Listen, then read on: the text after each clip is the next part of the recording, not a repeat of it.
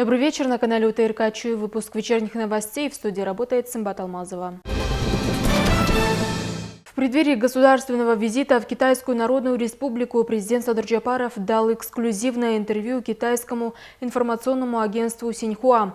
В интервью глава государства рассказал о развитии кыргызско-китайского сотрудничества, подчеркнув важность укрепления политического диалога, расширения торгово-экономических связей и культурного обмена.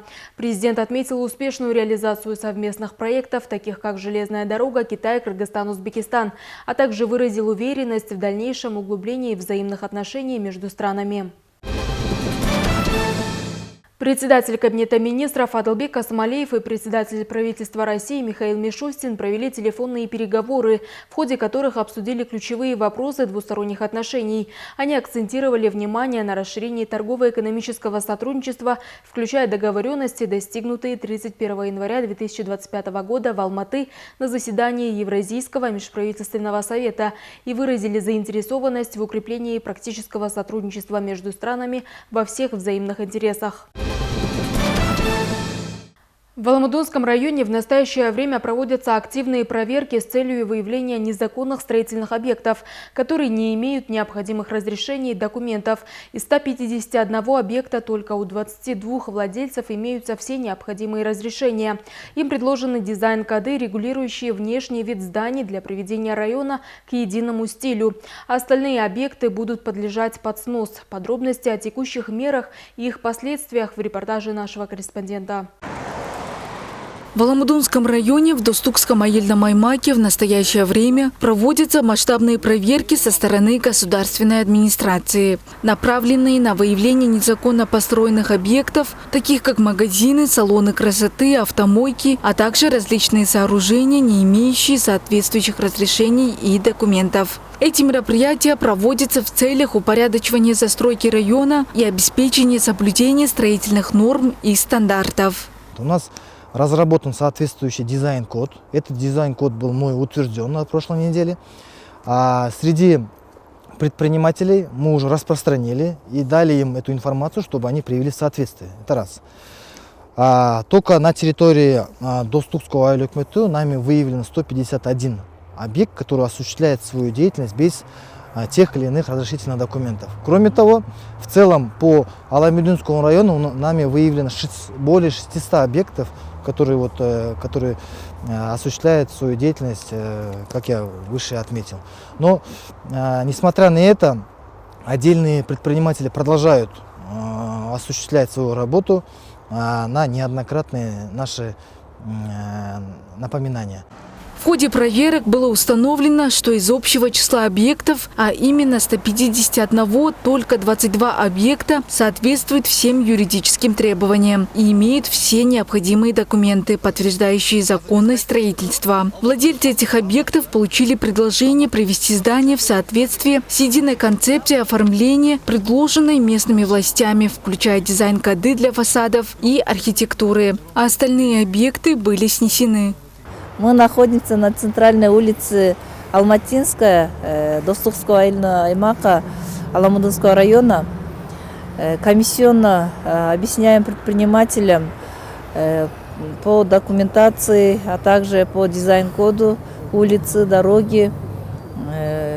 Здесь вот из 150 объектов всего 22 объекта имеют документы полностью, остальные у многих не имеется документации, а у некоторых просроченные документы.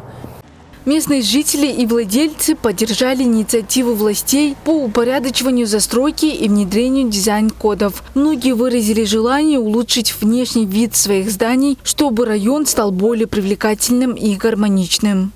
Хочу выразить благодарность нашему новому акиму, потому что, не успев прийти на новую должность, он взялся за порядок, за красивый проект, дизайн нашей улицы Алматинской. Все-таки это международная трасса, и очень приятно, когда едешь, и все здания одного цвета, в одном дизайне.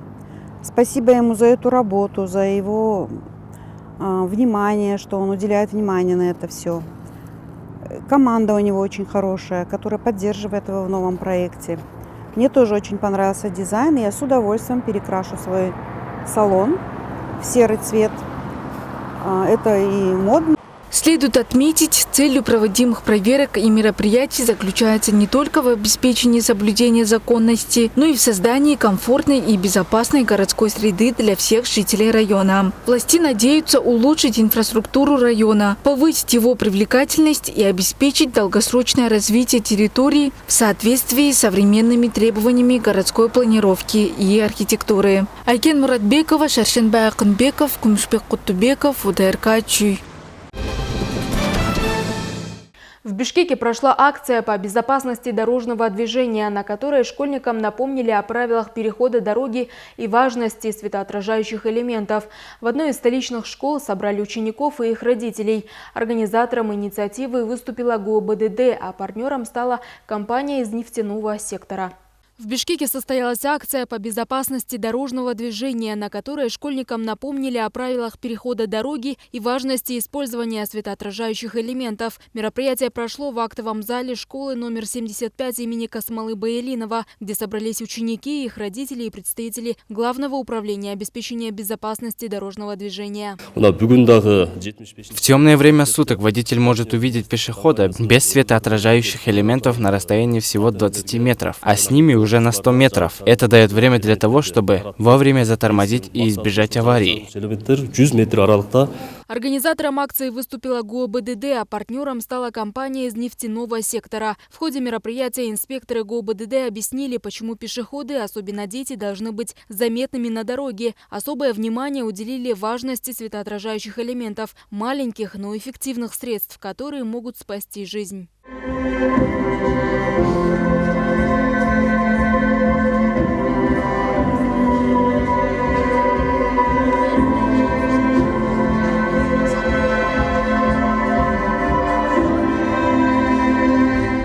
Для того, чтобы школьники могли применять полученные знания на практике, им вручили светоотражающие шоперы. Родителям напомнили, что безопасность детей во многом зависит от их внимания и контроля. Также учащимся рассказали о правилах безопасного перехода дороги, напомнив, что перед тем, как выходить на зебру, нужно убедиться, что водитель заметил и остановился. Я соблюдаю правила всегда, когда есть возможность, ношу вот эти светоотражающие значки.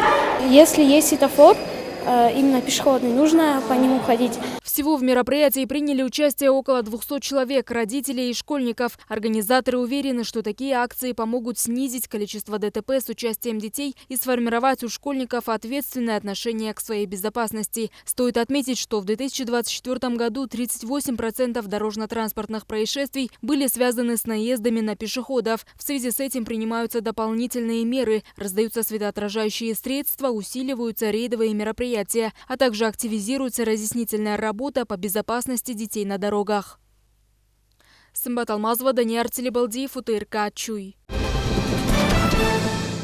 В Чуйской области работает 14 угольных складов, где можно купить уголь по доступной цене. Благодаря этому местные жители активно делают запасы на зиму. Кто-то берет мешками, а кто-то закупает тоннами.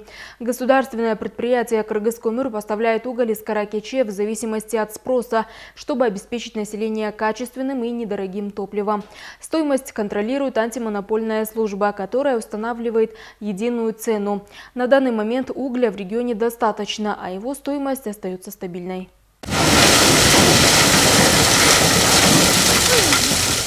Проблема нестабильных цен на уголь была решена 3 года назад по поручению главы государства. С тех пор в специально открытых складах топливо продается по доступной цене, что позволяет жителям заранее запастись углем без ажиотажа. В этом году уголь можно приобрести по цене, установленной антимонопольной службой, от 5500 до 6000 сомов за тонну. Поставки осуществляются регулярно, что позволяет удерживать цену на стабильном уровне.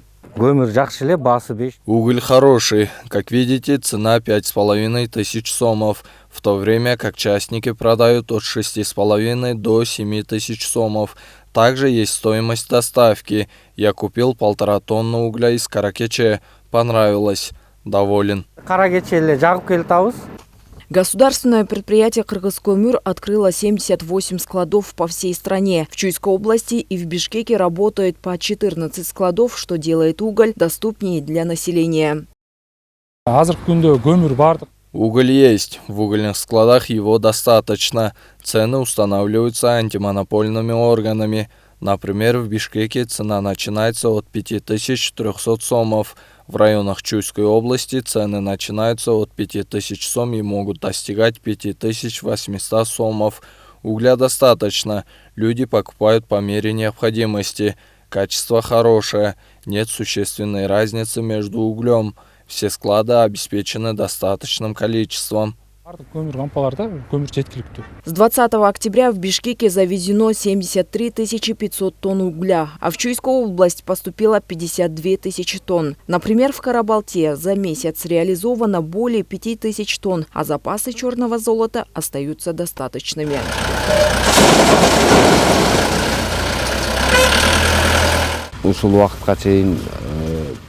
Продали более 5000 тонн угля. Антимонопольная служба установила цену, не превышающую 6500 сомов.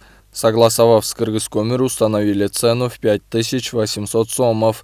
Продаем по этой цене. Угля достаточно, спрос есть. Также продаем уголь в мешках. Один мешок весом до 40 килограммов 250 сомов. Поставки угля продолжаются, запасы пополняются, дефицита нет. Жители могут спокойно приобретать топливо без завышенных цен и посредников. Специалисты уверяют, что запасов угля хватит на весь отопительный сезон, а его стоимость останется стабильной. Поэтому жителям не стоит переживать. Уголь есть, и его можно приобрести без спешки и лишних трат.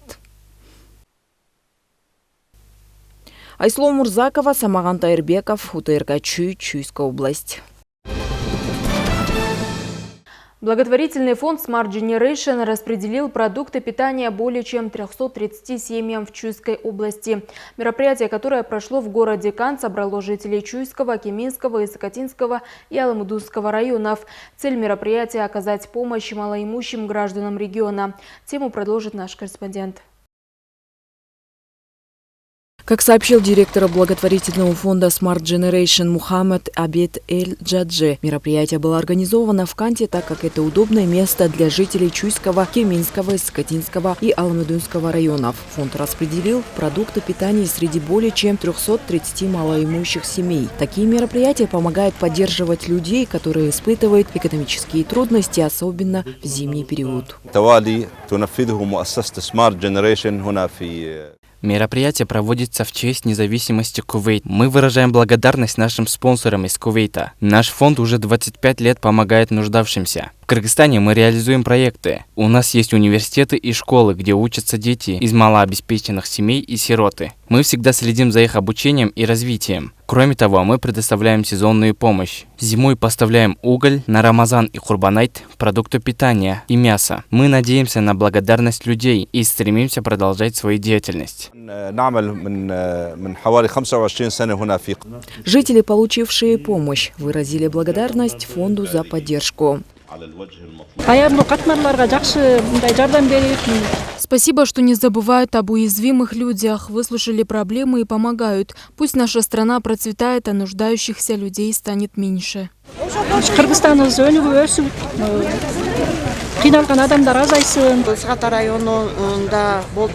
Это не первое такое мероприятие. Сегодня мы привезли нуждающихся людей, инвалидов, у которых есть социальные паспорта.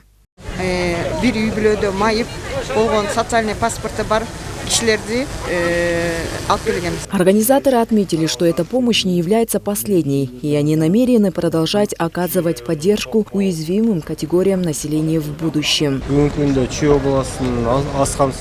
Это только начало. Smart Generation будет продолжать помогать тем, кто в этом нуждается. С каждым годом такие акции становятся более масштабным. Следует также отметить, что фонд не ограничивается только продуктовой и сезонной помощью, но и активно участвует в строительстве социальных объектов, улучшая условия жизни людей в разных районах страны. Айсло Мурзакова, Данияр Тилибалдиев, УТРК Чуй, Чуйская область. Кабинет министров отменил постановление о переносе выходных дней в 2025 году. Согласно новому трудовому кодексу, перенос рабочих дней на субботу отменяется. Установлены новогодние каникулы с 1 по 6 января и майские с 1 по 9 мая.